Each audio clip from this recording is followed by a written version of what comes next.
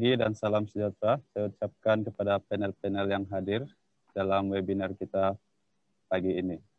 Oke, saya merupakan moderator Anda, saya Maxwell Melujang. Ingin mengucapkan terima kasih kepada panel-panel yang sudi melibatkan diri dalam webinar kita yang bertajuk Kelestarian Ekonomi Luar Bandar.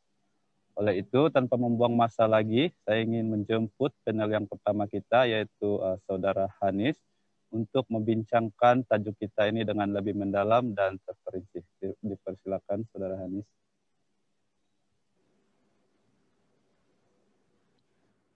Terima kasih kepada moderator dan Assalamualaikum saya ucapkan kepada panelis-panelis yang lain.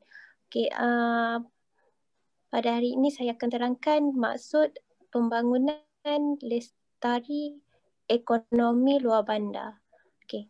Maksud pembangunan lestari merupakan pembangunan atau kemajuan dengan pemeliharaan atau pemuliharaan alam sekitar daripada musnah. Pemuliharaan membawa maksud membaik pulih sumber-sumber alam sekitar seperti air, hutan, tenaga, udara, mineral dan lain-lain yang telah digunakan tanpa membiarkan sumber-sumber itu pupus. Pemeliharaan pula meliputi aspek penjagaan dan perlindungan untuk mengekalkan sumber-sumber semula jadi daripada diteroka dengan rakus oleh manusia. Idea pembangunan lestari dibentuk berasaskan konsep dan prinsip pembangunan secara berterusan dan bermatlamat untuk memenuhi keperluan masa kini tanpa menjejaskan keupayaan generasi yang akan datang. Manakala maksud luar bandar adalah merujuk kepada kawasan yang berada di luar daripada kawasan bandar seperti yang telah ditakrifkan oleh Jabatan Perangkaan Malaysia dan kawasan yang berada di luar kawasan operasi pihak berkuasa tempatan iaitu PBT. Sebagai contoh, kampung dalam kawasan bandar PBT yang mempunyai penduduk kurang daripada 10,000 orang tetapi di luar daripada kawasan operasi PBT adalah termasuk di dalam definisi luar bandar. Kawasan luar bandar ini juga merupakan kawasan penempatan peneroka, estet dan kampung baru yang terletak di luar kawasan operasi PBT. Antara objektif yang dapat kita lihat, objektif pembangunan kelestarian yang dapat kita lihat antaranya ialah merancang, menyelaras dan mengubah dasar-dasar berkaitan kelestarian ekonomi komuniti luar bandar selaras dengan dasar dan hala tuju kerajaan. Dan seterusnya memastikan program-program yang dirancang mencapai objektif yang ditetapkan serta dilaksanakan secara telus cekap dan teratur. Itu saja daripada saya. Terima kasih. Oke, terima kasih saya ucapkan kepada panel kita yang pertama atas penerangan yang cukup jelas mengenai kelestarian ekonomi luar bandar. Oke, baiklah. Kita teruskan perbincangan kita pada hari ini dengan menjemput panel kita yang kedua, yaitu Saudari Farha. Dipersilakan. Terima kasih kepada moderator. Saya akan memberitahu apakah cabaran yang akan dihadapi untuk pelaksanaan kelestarian ekonomi luar bandar ini. Okay, yang pertama adalah cabaran ini akan berlaku apabila terdapatnya pembangunan industri di luar bandar.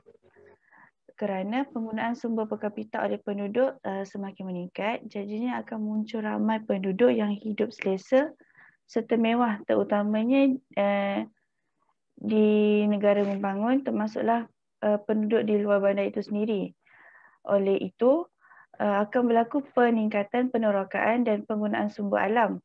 Jadinya apabila berlakunya penerokaan ini, maka akan menimbulkan masalah alam sekitar seperti pencemaran air, pencemaran udara serta tanah runtuh dan juga kepupusan flora dan fauna. Selain itu, masalah pengurusan sisa pekerja juga akan menjadi masalah yang serius. Seterusnya adalah cabaran dari segi sikap individu itu sendiri yang tidak mahu melibatkan diri dalam melaksanakan konsep kelestarian. Sebagai contoh, untuk memajukan sesebuah kawasan luar bandar perlu ada daya tarikan seperti daya tarikan pekerjaan. Jadinya akan ada kilang-kilang yang dibina di kawasan luar bandar. Okey. Pembinaan kilang ini tidak menjadi masalah. Yang menjadi masalah adalah apabila kilang tersebut dibina tidak mengikuti spesifikasi yang ditetapkan. Sebagai contoh, kilang tersebut tidak menyediakan atau memasang alat penapis asap. Jadinya apabila kilang beroperasi, asap yang mengandungi gas-gas pencemar akan terbebas ke udara secara terus. Oleh itu, masalah pencemaran udara akan berlaku di kawasan luar bandar. Seterusnya adalah kepada cabaran dari segi masyarakat. Masyarakat yang tidak mahu menerima perubahan atau mengamalkan kehidupan yang lestari. Bagi mereka mungkin amalan untuk hidup secara lestari ini adalah sesuatu yang membebankan. Seperti penggunaan barangan go green atau mesra alam. Jika penggunaan barangan yang mesra alam ini kurang mendapat sambutan, jadinya kilang tidak akan mengeluarkan barangan yang mesra alam. Jadinya untuk mengelakkan daripada mendapat kerugian, mereka akan membuat barang yang tidak go green. Jadinya apabila barangan yang tidak mesra alam ini dihasilkan, mungkin mereka akan menghasilkan sesuatu yang barangan yang bertoksik, macam itulah. Okey, di samping itu ada juga kilang yang akan menyalurkan sisa pengeluaran terus ke sungai, jadinya sungai akan tercemar. Sebagai contoh yang berlaku pada negara kita tahun lepas, yang berlaku di Sungai Kim Kim Johor. Dan yang terakhir adalah cabaran yang dihadapi oleh kerajaan untuk mengekalkan kelestarian ekonomi luar bandar ini adalah sikap pentadbir itu sendiri yang kurang menitik beratkan tentang pengurusan kilang-kilang yang ada. Ada pihak berkuasa itu sendiri yang tidak ambil tahu. Jadinya pemilik kilang akan membuat semua keputusan mengikut kepala mereka sendiri untuk mereka memaksimumkan keuntungan syarikat mereka. Oleh itu, jika penguat kuasa ini bertegas dalam pelaksanaan kelestarian ekonomi luar bandar ini, mungkin pelaksanaan ini dapat dilaksanakan dengan jayanya tanpa ada masalah. Itu saja daripada saya. Terima kasih. Ya, terima kasih kepada Saudari Farha atas perkongsian dan penerangan berkaitan dengan cabaran yang dihadapi dalam melestarikan ekonomi luar bandar. Oke, seterusnya kita teruskan dengan panel kita yang ketiga, yaitu Saudara Muhammad Nur Ramadan bin Baharum untuk memberi pencerahan dengan lebih mendalam berkaitan dengan tajuk kita hari ini. Dipersilakan. Ya, terima kasih kepada Saudara Maxwell Malujang selaku moderator kita pada hari ini. Okey, seterusnya saya akan meneruskan dengan langkah-langkah yang boleh diambil bagi melestarikan ekonomi luar bandar. Bagi mengurangkan masalah penyusutan sumber-sumber jadi ini di kawasan luar bandar, amalan penggunaan lestari perlu diperkenalkan kepada masyarakat, iaitu melalui pendidikan. Pendidikan yang dimasukkan adalah pendidikan alam sekitar yang akan memberi kesedaran dan kefahaman tentang pentingnya penjagaan alam sekitar untuk generasi masa akan datang. Okay, hal ini demikian kerana pengetahuan tentang penjagaan alam sekitar ini penting bagi menimbulkan kesedaran sekaligus melahirkan individu yang mempunyai tingkah laku yang positif terhadap alam sekitar. Pendidikan yang diberi secara formal ataupun tidak formal mampu mengukuhkan lagi kesedaran terhadap alam sekitar di semua peringkat umur, dan juga ia mampu untuk memberikan rasa tanggungjawab kepada individu yang menjadi pengguna tersebut. Okay. Malaysia turut menaruh harapan untuk melahirkan pengguna yang lestari. Namun begitu, tahap pengetahuan dan amalan penggunaan lestari masih berada pada tahap yang rendah. Pembangunan masa kini telah menimbulkan masalah pencemaran dan kemerosotan kualiti dalam alam sekitar. Kemajuan secara umumnya diukur melalui dua aktiviti penting, iaitu pengeluaran dan juga penggunaan.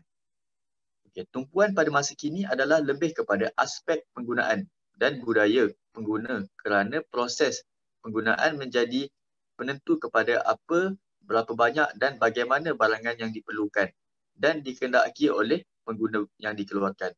Permintaan ke atas barang pengguna yang semakin bertambah ini akan mengakibatkan peningkatan penerokaan dan penggunaan sumber alam. Sikap tidak ambil peduli menyebabkan masyarakat terus meneroka alam semula jadi tanpa memikirkan akibat yang bakal diterima hasil daripada eksploitasi tersebut.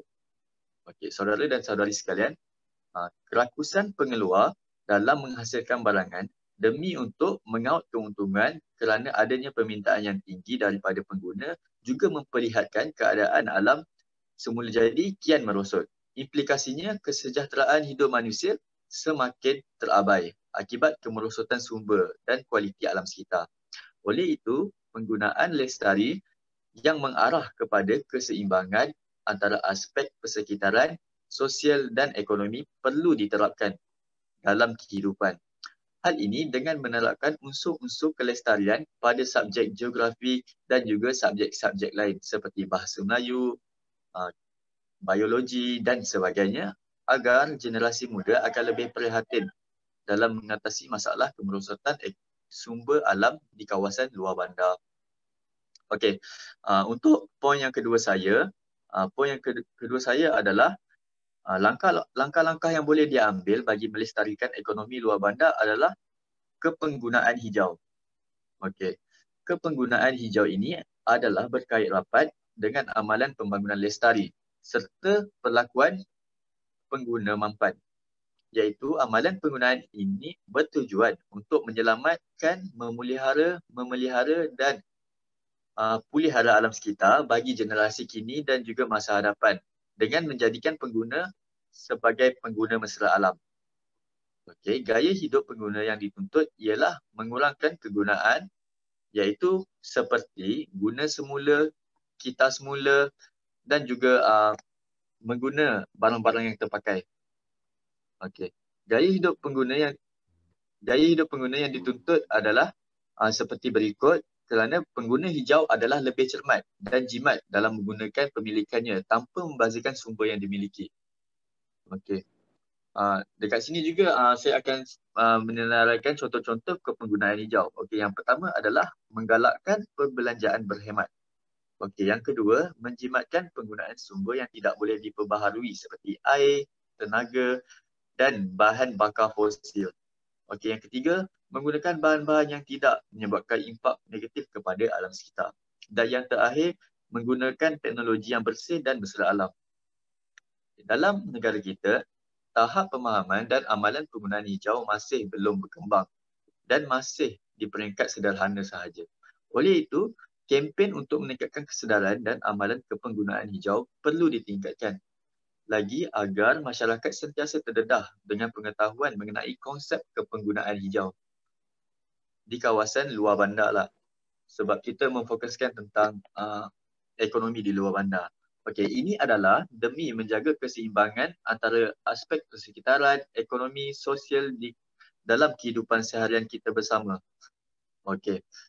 Selari dengan hasrat mencapai konsep lestari, kegiatan pengeluaran dan amalan menggunakan sebanyak mungkin produk mesra alam amatlah digalakkan agar sebuah negara boleh mencapai pembangunan lestari dan dapat dikekalkan pada masa akan datang. Okey, poin saya yang terakhir adalah dengan penggunaan media massa.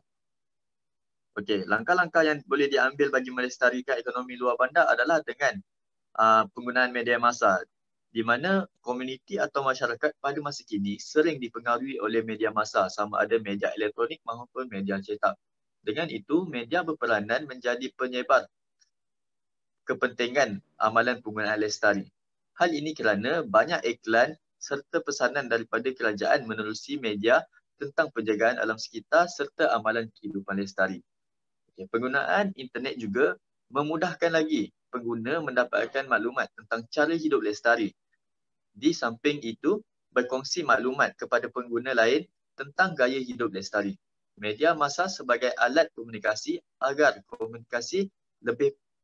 komuniti lebih peka kepada persekitaran yang sentiasa berubah dan mampu untuk membuat adaptasi terhadap perubahan tersebut. Malah, media massa mempunyai 3 fungsi utama, iaitu pertama, sebagai pemberi maklumat. Okey, yang kedua, sebagai menyebarkan pendidikan. Okey, dan yang ketiga adalah sekaligus dapat mendidik masyarakat tentang amalan kehidupan seharian. Okey, sehubungan itu, antara peranan yang boleh diterapkan dalam media massa bagi menangani alam sekitar ini adalah seperti menerangkan kepada masyarakat tentang polisi dan kerajaan alam sekitar. Okey, itu saja daripada saya. Sekian. Kita sambung pula pada moderator kita pada hari ini. Terima kasih. Okey, terima kasih kepada Saudara Ramadan atas penerangan berkaitan dengan langkah-langkah yang boleh diambil bagi melestarikan ekonomi luar bandar.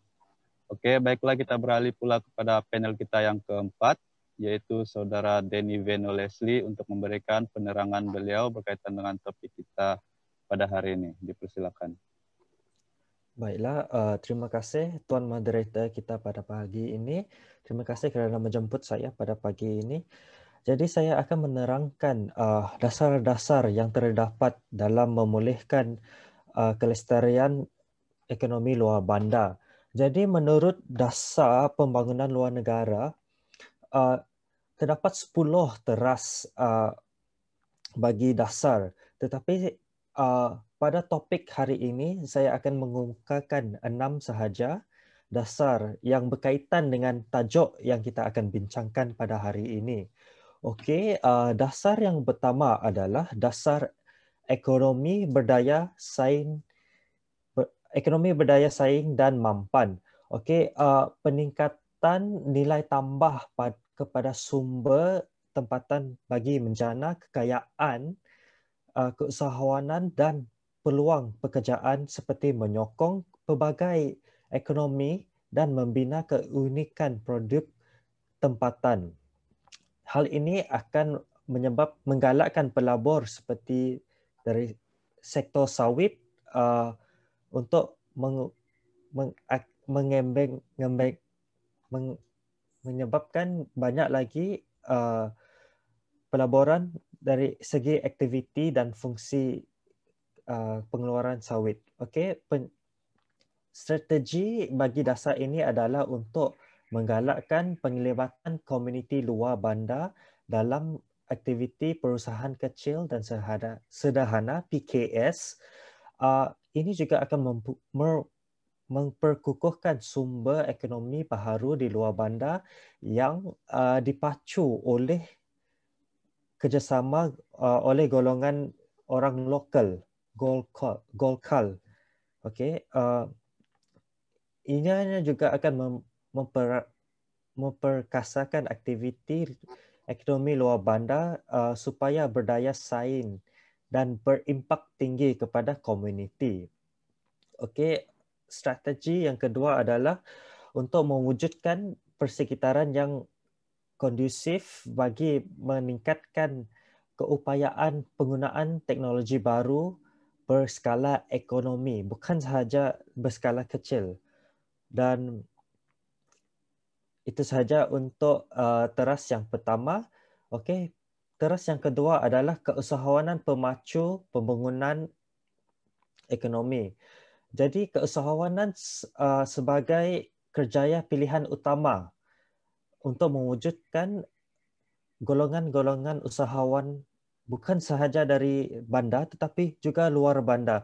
Situasi yang kondusif untuk melahirkan usahawanan ini adalah penting agar pelbagai lagi usahawan akan dilahirkan dari luar bandar.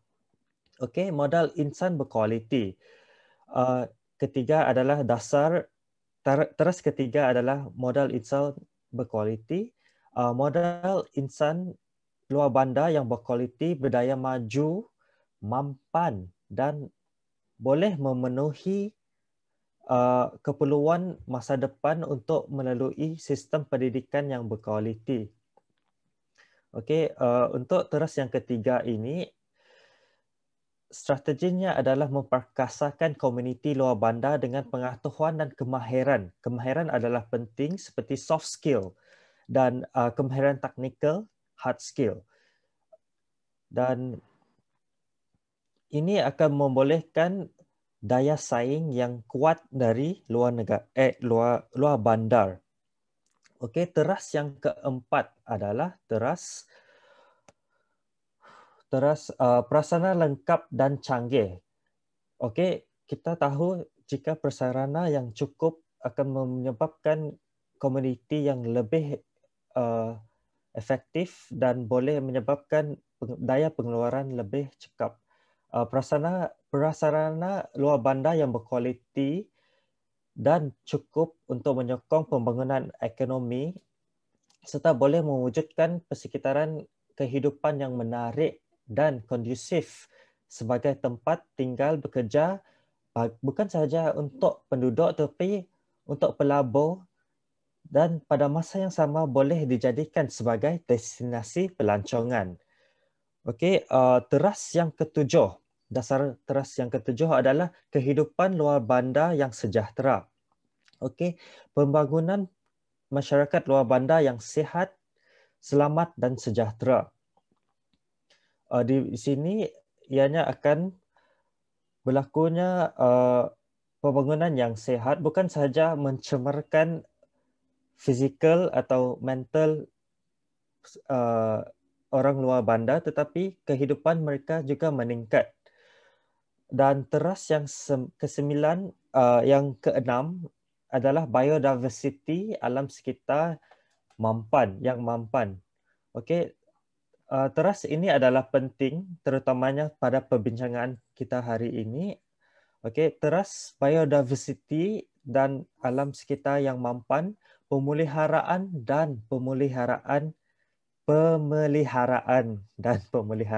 maafkan saya, biodiversity serta kelestarian alam sekitar dengan pendekatan pembangunan mampan bagi meningkatkan kesedaran dan tanggungjawab masyarakat serta menggalakkan cara hidup yang mesra alam. Okey, dalam teras dasar ini ianya penting kerana terutamanya dalam tajuk kita pada hari ini kerana strategi ini melindungi biodiversity dan alam sekitar daripada aktiviti tidak mampan di desa. Ianya juga menggalakkan amalan pertanian hijau dalam kalangan komuniti desa. Juga strategi ini adalah untuk mengintegrasikan pengetahuan tradisional dalam pengurusan alam sekitar luar bandar yang melibatkan komuniti, memanfaatkan kawasan yang dikenal pasti bagi biodiversity luar bandar bagi meneruskan projek ekonomi hijau. Okey, ini sahaja dasar-dasar yang saya kemukakan pada hari ini. Terima kasih. Terima kasih kepada Saudara Denny atas penerangan berkaitan dengan beberapa dasar dan teras yang dilakukan oleh kerajaan dalam melestarikan ekonomi luar bandar. Oke, kita beri peluang pula kepada panel kita yang kelima, selaku panel terakhir kita pada hari ini, untuk memberikan penerangan berkaitan dengan tajuk kita. Dipersilakan Saudari Diana Christina.